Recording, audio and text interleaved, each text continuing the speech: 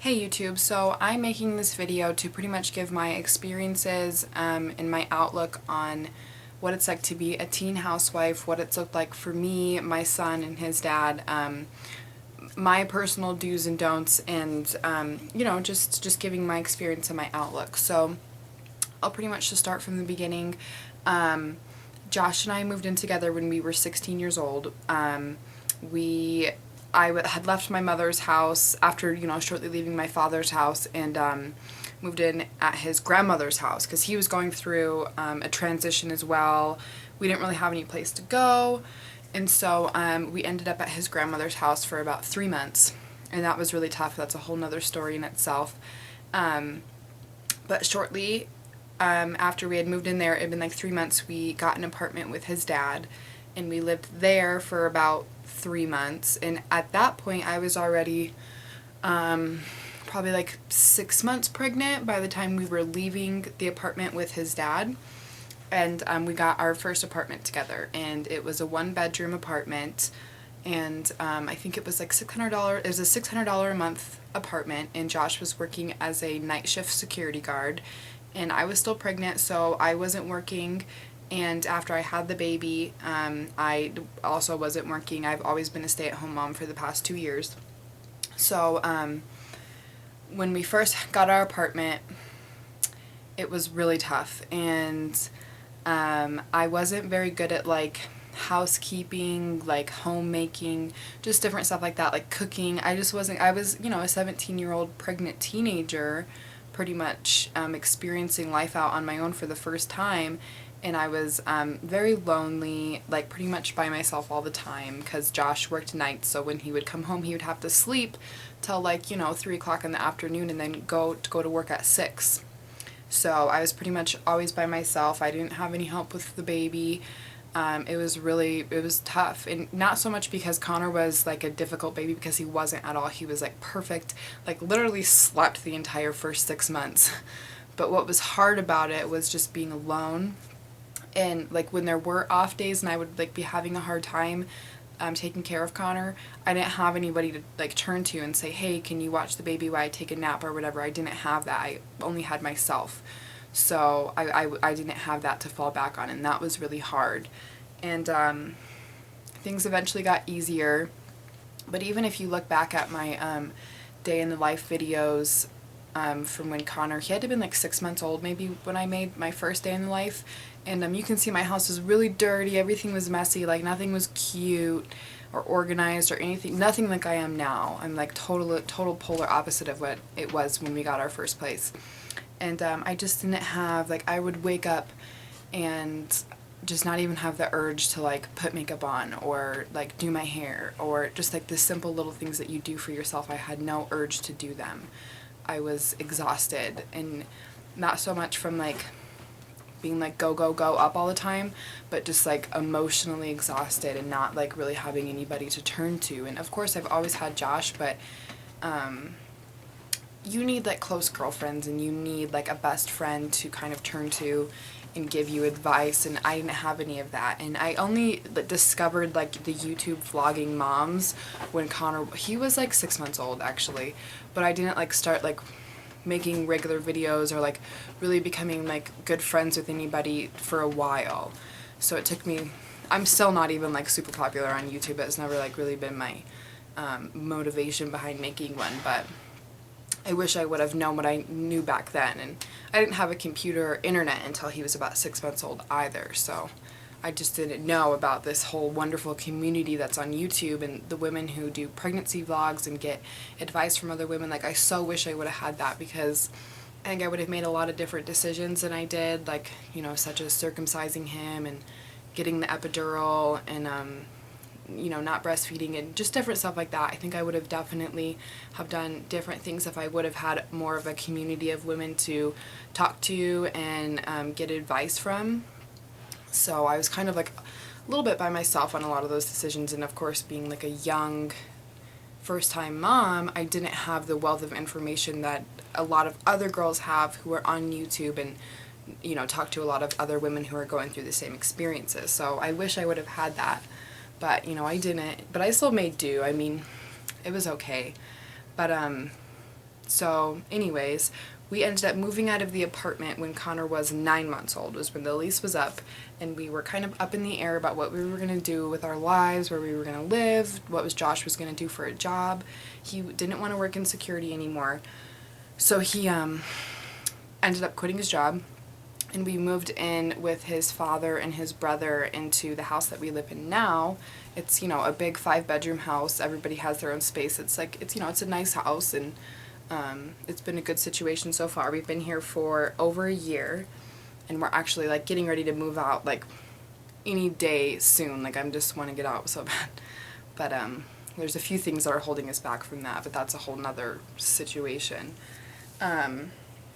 So we moved in here, and I sort of realized that I had to like step my game up a little bit. I couldn't be like lazy on house chores and stuff like that, and I wanted to like be like super housewife. I wanted to like do the crafts and cook dinner every night and have a super clean house, and that's what I wanted. And so that's what I did. I just got really good at it. I got really good at cleaning, I got really good at organizing, got really good at cooking. And you know, the more you do it, the more experienced you become.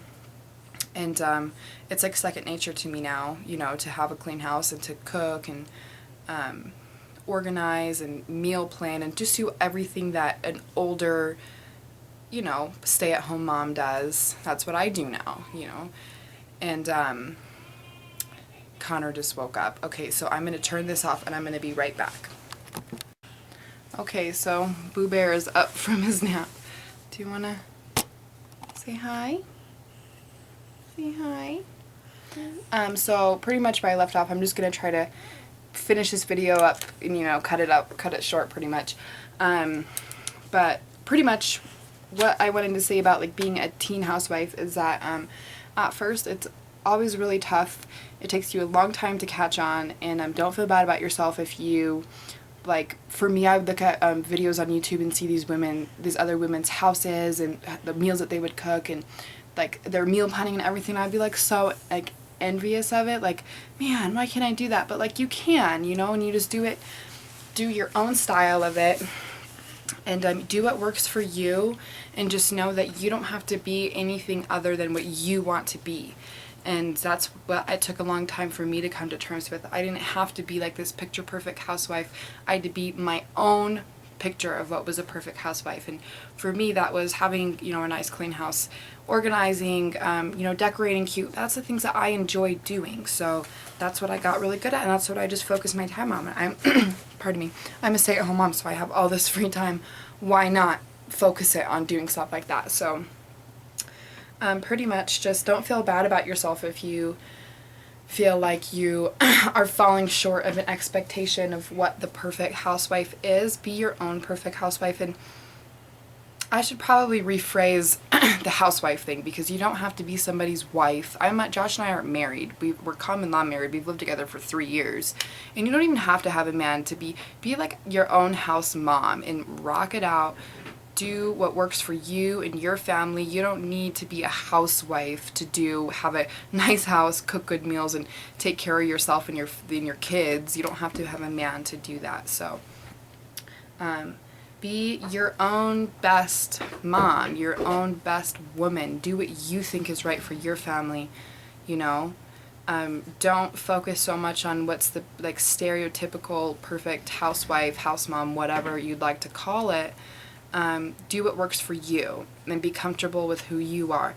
And even if you don't like to have a clean house and that's not something that's like a priority to you, that's totally cool. Like, focus on what is important to you, and don't feel like you've like fallen short of your duties because you're not like keeping up and having like this immaculate looking house.